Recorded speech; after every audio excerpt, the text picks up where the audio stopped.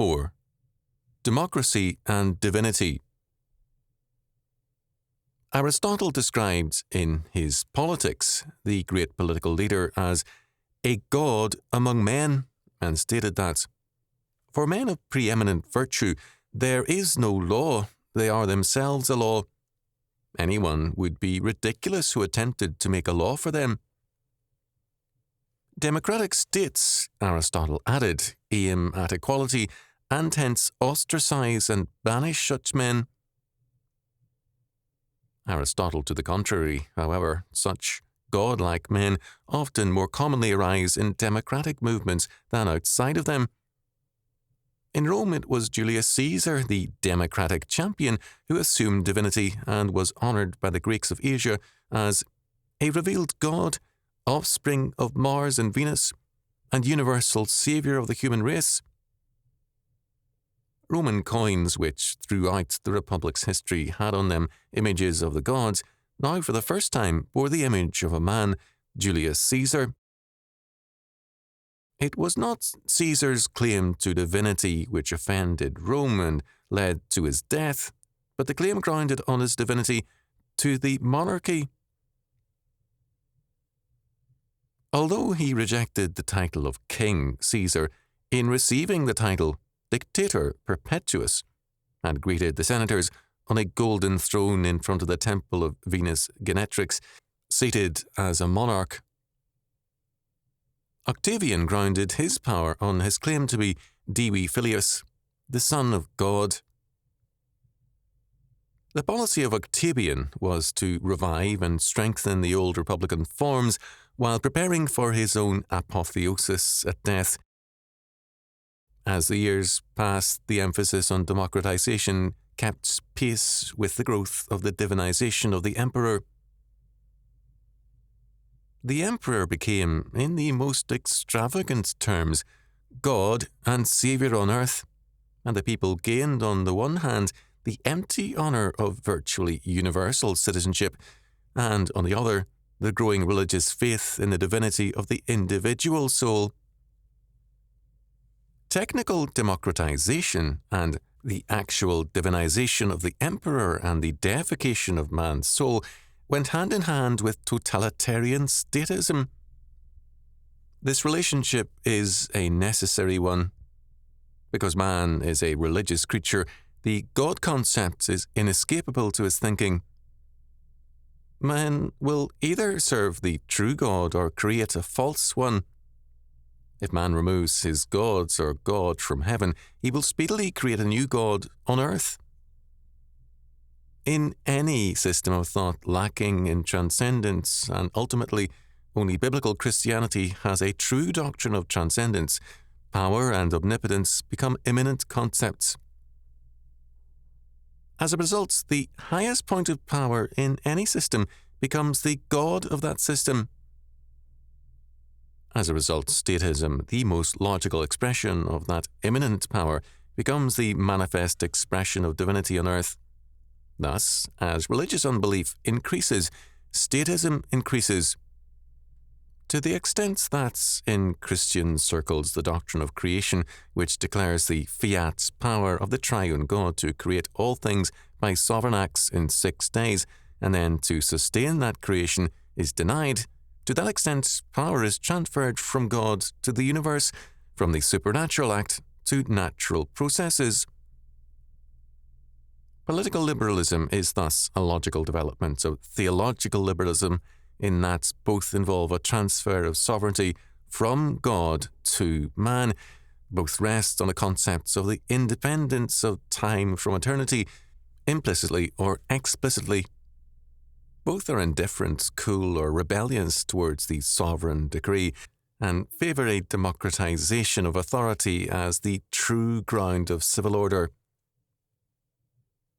To analyse the relationship between political liberalism and theological liberalism, let us first examine what Hallowell has called integral liberalism, the conservative classical liberalism stemming from Hugo Grotius and John Locke, and characterised by the following beliefs. 1. A belief in the absolute value of human personality and the spiritual equality of all individuals. 2.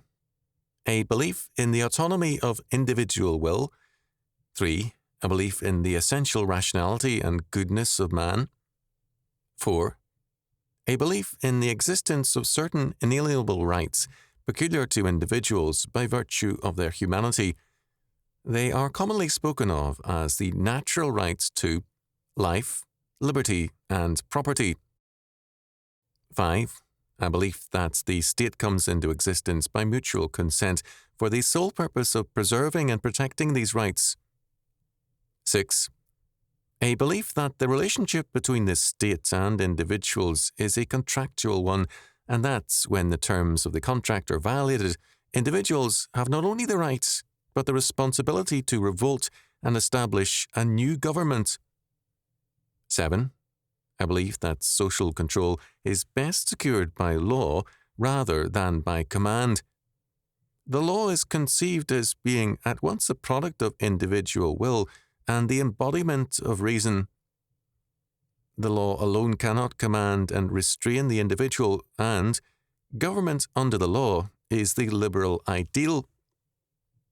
8. A belief that the government which governs least governs best. The government is conceived as having primarily negative functions, the protection of the individual in his rights and freedom in order that he may be free to follow the dictates of conscience and the laws of nature. 9. A belief in individual freedom in all spheres of life, political, economic, social, intellectual, and religious. Freedom is conceived as freedom from all authority that is capable of acting capriciously or arbitrarily, freedom to act in accordance with the dictates of right reason, that is, with the dictates of natural law as it is revealed to men through natural reason. 10. A belief in the existence of a transcendental order of truth, which is accessible to man's natural reason and capable of evoking a moral response. It is an order requiring both individual thoughts and will for its realization. That is, it is a potential order requiring individual thoughts and will for its translation into actuality.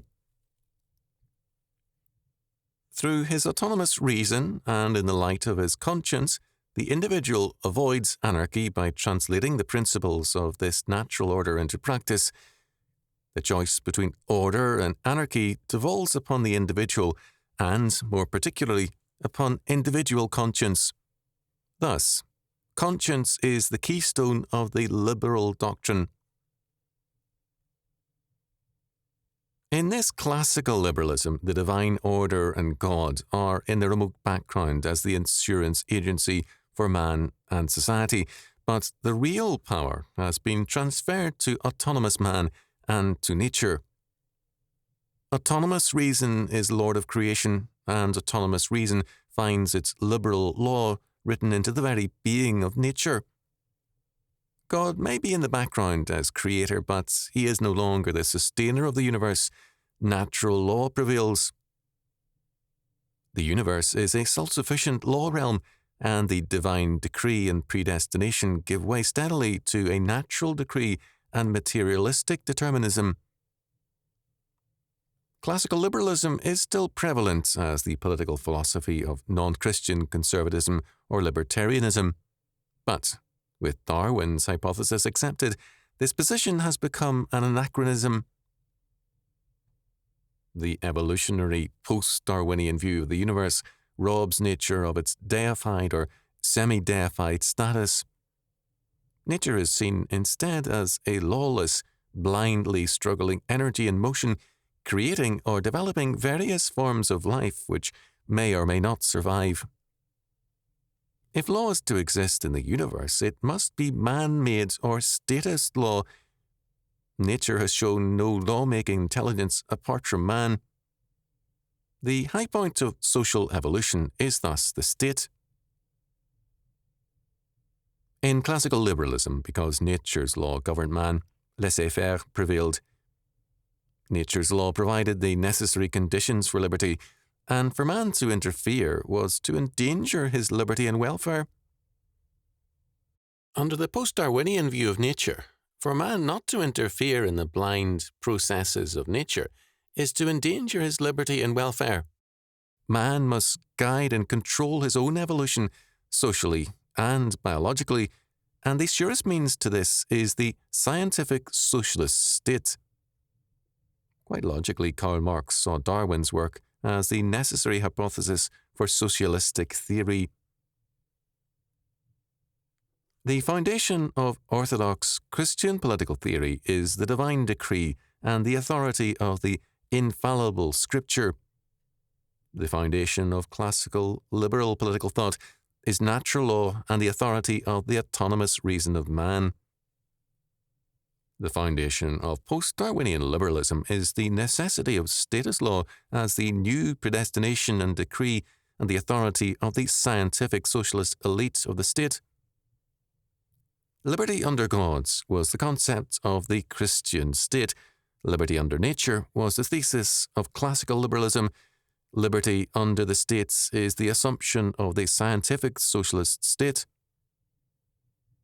Political liberalism of both varieties stems from theological liberalism. Theological liberalism divorces the state from the necessity of upholding theological order as the necessary premise of true moral order and true law. It accepts either the autonomous reason of man or the autonomous state as its basic political center and principle, and it calls a state Christian insofar as it ministers to human needs and human rights, not in terms of any theocentric standard. In terms of theological liberalism, to be quote-unquote Christian is to be humanitarian, and in terms of this, the Merriam-Webster Second International Dictionary has defined humanitarianism as the doctrine that man's obligations are limited to and dependent alone on men and human relations. This aptly summarizes the perspective of contemporary politics and of liberal, quote-unquote, Christian ethics. A.J. Baum has defined humanitarianism as any view in which interest in human values is central. This is the framework in terms of which theological liberalism has championed status action as quote-unquote Christian morality. In terms of this context, many church-going farmers place pictures of Franklin Delano Roosevelt next to pictures of Jesus Christ. For them, Roosevelt represented the epitome of quote-unquote Christian humanitarianism and social action. As has been noted, the highest point of power in any system becomes the god of that system. Post-Darwinian liberalism has been, in varying degrees, positivistic. In legal philosophy, positivism has meant the denial of any higher law, either the law of gods or the law of nature. This recurring theory, as old at least as the Greek sophists, is always the cornerstone of statism and tyranny. It denies any appeal beyond the state to a justice that stands over and judges the law of the state. Justice becomes what the state does legally. The scientific socialistic state is the only possible order in which evolving, developing law and justice can manifest themselves, and there can be no appeal beyond that development since it represents the high point of being. The most one can hope for is a leap in being, to use Voegelin's deadly philosophy, but one cannot predict what that leap in being or new development will be. Until it comes, the present order of being is total truth. Hallowell has described the impasse of positivism. With the rejection of metaphysics, the positivist rejects, at the same time, any possibility of evaluating the acts of the sovereign in terms of justice or injustice, for justice is a metaphysical concept. Since, for the positivist, the only rights of individuals are those secured by the positive law, he cannot evaluate the acts of the sovereign in terms of the observance or violation of individual rights. All basis of obligation, as a matter of fact, disappears. Compulsion is substituted for obligation, and the coercive force behind the law becomes the distinguishing characteristic of legality. Thus, ultimately, the liberal who accepts the positivistic perspective has no choice but to make either the sovereign or the individual absolute, and his own logic forces him, whether explicitly or not, to an espousal of either tyranny or of unbridled subjectivism. This, then, is the choice that the logic of positivism inevitably confronts man with: either anarchism or statism, either the totalitarian individual or the totalitarian state. In a sense, this is only briefly and seemingly a choice, since the highest point of power in the system quickly becomes the state, and the state thus becomes the god of the system. Post-Darwinian liberalism, having become consistently evolutionary, has been positivistic. In this development, justice, being a metaphysical concept, was discarded as being empirically worthless. Law had no criterion save legality or state enactment. Freedom under the law was retained by the positivist liberal as an article of his liberal faith, but it came to mean something quite different from what it had meant originally. Originally, it meant that a man could not be compelled to do anything contrary to reason or conscience, that the test of law was its justness.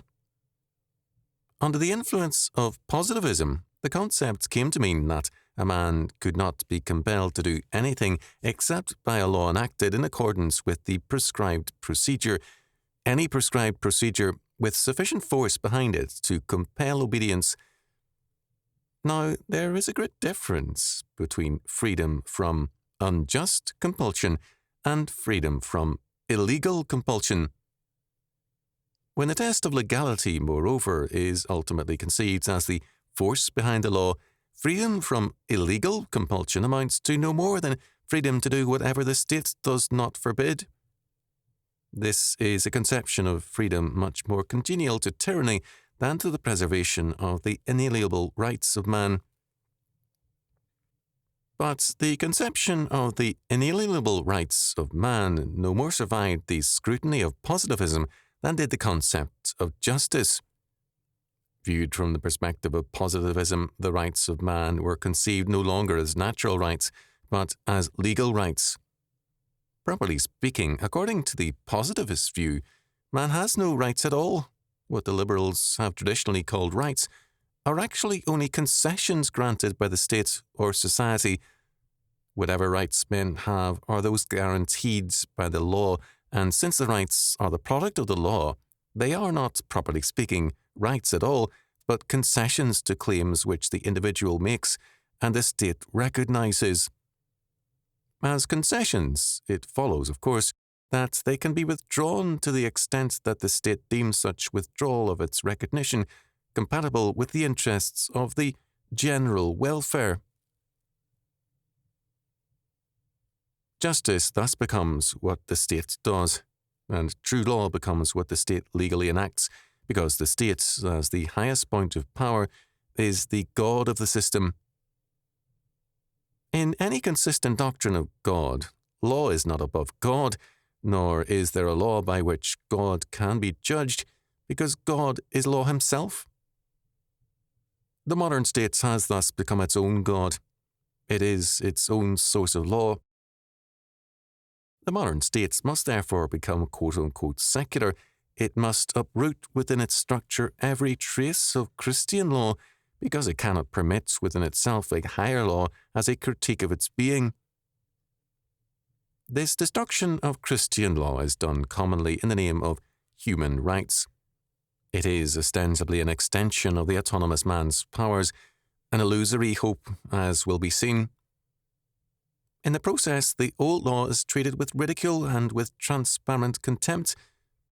Thus, in 2 San Francisco trials which struck down legislation against nude shows, the courts cited almost opposite reasons. Municipal Judge Leo R. Friedman refused to admit the photos because they were taken after police had decided to arrest the girls. Hence the photos were self-incriminating, the judge said. Municipal Judge Leland Lazarus ruled the photos submitted in his court were inadmissible because they were taken before the girls were arrested. Hence the photos failed to document the alleged offence at time of commission, he said. In decisions which overturned existing legislation, the judges directed the juries to give acquittal verdicts. According to Judge Friedman, "This is a free country. I think we have the right to pick and choose what we want to read and see. No one's pulling anyone's arms to drag them into those places in North Beach." Ostensibly, this decision was a verdict for human rights, but human rights and democracy have usually been the banner by which tyranny has come to power. Certainly, the decision did give individuals the right to stage or attend such performances, but the state gained far greater rights in the process. First, the state struck down through the courts the idea that any higher moral law can have jurisdiction in either the private or the public lives of men. If the Christian God has any law or standard in such matters, obedience thereto is purely optional and aesthetic with men. For the state, God and his law, if they exist, are purely private affairs and matters of personal taste and choice. Second, while the individual is given such additional quote-unquote rights, the rights or powers gained by the states are far greater. The state has ruled God and his moral law out of the picture. The claims of God upon man and his society are not legally admissible in this structure.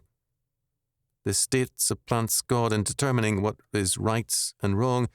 The state, as the source of law and of right, has conferred a right on the individual, but at the price of admitting the claim of the state to be moral arbiter or God. Thus, the state has gained far more in this situation than the individual, because the right which the state grants to the individual, the state can also take away.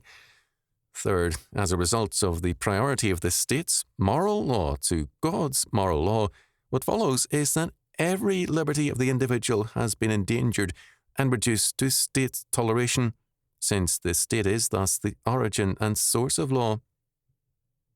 If there is no higher law which the state recognizes, and the state itself determines human rights, then the state itself can nullify all human rights and liberties in the name of general welfare, as Halliwell has noted. By such decisions, with their steady whittling away at the doctrine of God's moral law, the doctrine of all higher law is being rapidly eroded and being replaced with statist law, positive law. Law is what the state decrees, and liberty is what the state defines as liberty. Judge Friedman insisted on the quote-unquote right of the individual, by implication at least, an assertion that democratic rights are more important than the law of God and the claims of God concerning moral order. As has been noted, the democratization of society goes hand in hand with the divinization of the state. Power and right are withdrawn from God and given to the people. When the people become the locale of rights and power, that rights and power express themselves in the form of the state, the high point of power and the God of the system. The freedom of the individual in a democracy is only a transitional freedom, existing briefly as the source of law moves from God to the state.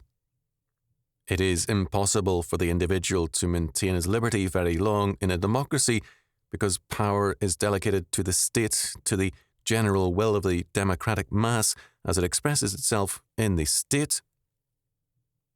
A fundamental axiom of political life is this, that power allies itself with power. A power group is not interested in charity. It is not in existence to subsidize weak and struggling groups who need but cannot give help. Unless firmly restrained, power always grasps for more power, and hence it allies itself with other powers, and a struggle for power between cooperating yet competing power groups follows. Thus, as a democracy develops, the powers of the state and the powers of big business, big finance, big labour, criminal syndicates, big pressure groups, powerful minority groups, all now unchecked by the higher law of God, these powers all prosper at the expense of the individual.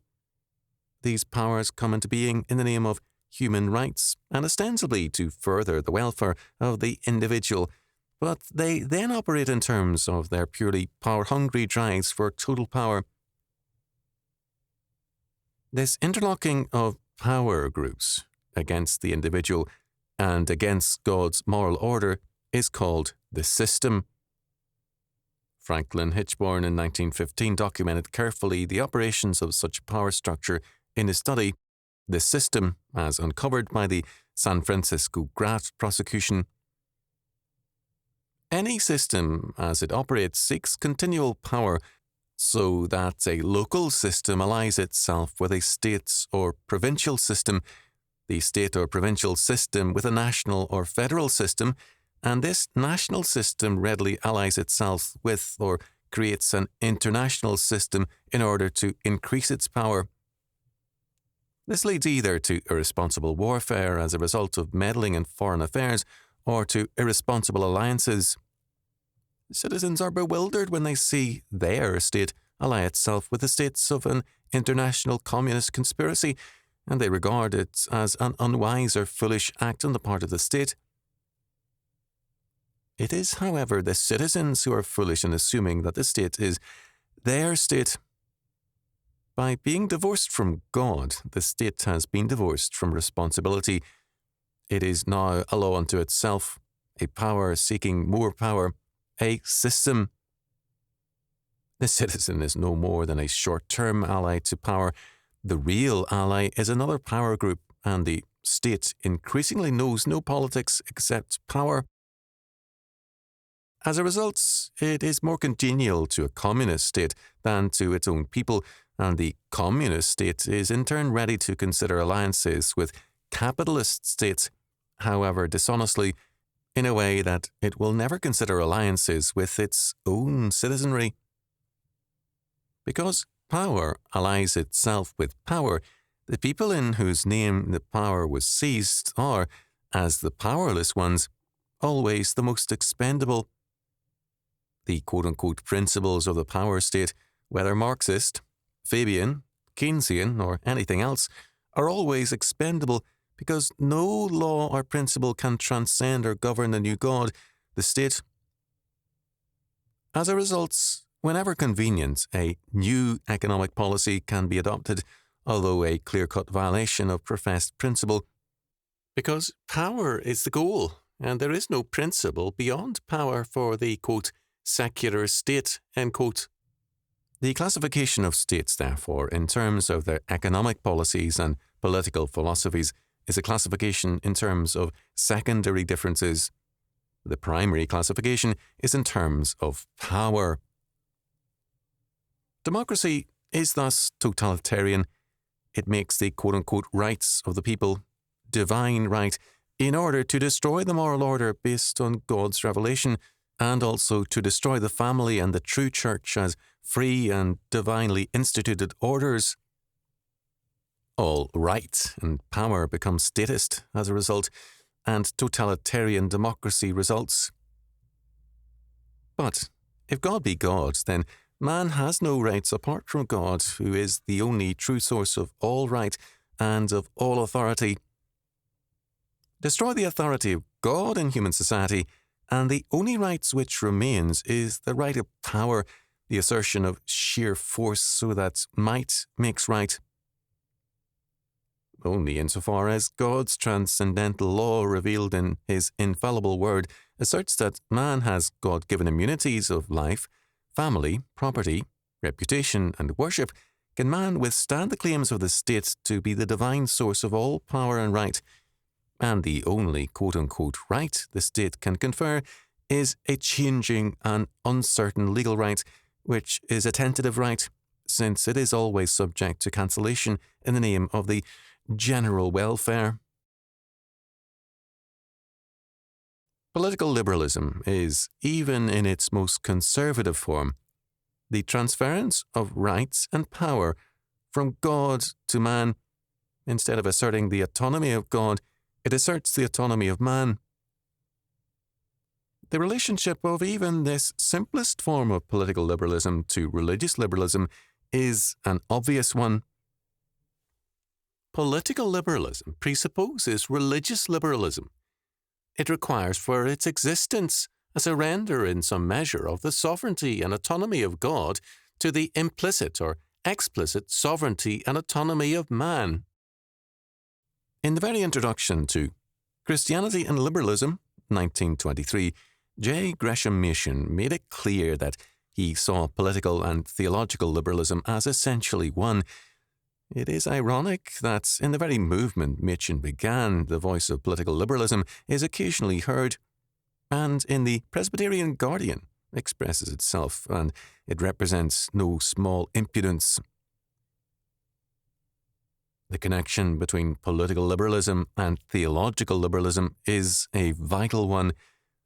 Wherever the one is seen, the other is sure to follow. The history of the Reformed Journal is illustrative of this. Its espousal of liberal politics has been followed by a standing attack on the confessional faith of the Christian Reformed Church and a steady liberal reinterpretation of the doctrines of that church. In the more professedly liberal churches, the erosion is far gone. There is no infallible word, nor has there been for some time. Increasingly, there is no objective moral law. The only quote-unquote law in sexual relations is the response of quote-unquote love by the individual. This is increasingly asserted in literature aimed by the churches at college youth. This new morality has extensive support in almost all churches. One of its premises is that a personal relationship, an I-thou relationship, is loving and hence holy, whether adulterous, homosexual, or marital, whereas an I-it relationship, wherein the other person is treated as a thing, is by definition immoral, wherever it occurs. In this perspective, morality is not God's objective law structure, but simply man's subjective experience of himself and his world. Morality is not law, but experience in this philosophy, which rests clearly on positivism and on anarchism. Reference was made earlier to the San Francisco trials under Judges Friedman and Lazarus. The clergy of San Francisco have been vocal, both Protestant and Catholic, in advocating fair housing, civil rights, defending the liberties of homosexuals, attacking the House Un-American Activities Committee in its investigation of subversion and in other related social action causes. San Francisco today is seeing the way paved legally for a wide-open city which can surpass the old Barbary Coast, and all this with scarcely a murmur from the clergy. This is not surprising. The new god of the churches is the state, and the only moral law which fans the fanatical zeal of these churchmen is status welfare legislation, civil rights legislation, and similar attempts by the state to usurp all government into itself and to become the source of all law, power, and beneficence. The roots of modern statism run deeply into Arminianism and scholasticism, into religious liberalism of every kind. Wherever there is a transference of autonomy from the triune God to the new sovereign, man, political liberalism ensues, and its end product is the totalitarian state. The state as man's new divinity. The highest point of power in any system is the God of that system, and the lonely and helpless individual cannot compete with this God, the state, nor can he hope to be free from it, unless he turn, as a repentant sinner, to the only true God, who alone can deliver man, and by whose law the deified state is doomed to perish, together with all who live in terms of that order. They who live by the state shall perish by the state. For the state's pretension to total power is, first of all, an attack upon the triune God who is jealous of his honour